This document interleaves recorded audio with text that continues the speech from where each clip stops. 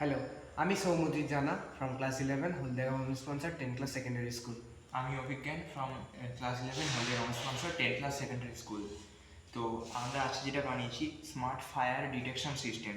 এটার সাহায্যে কোথাও যদি কোনো রকমের আগুন ধরে তাহলে এটি খুব সহজেই একটি এলইডির মাধ্যমে আমাদেরকে সতর্ক করবে এবং এখানে চাইলে কোনো বাজারও ব্যবহার করা যেতে পারে।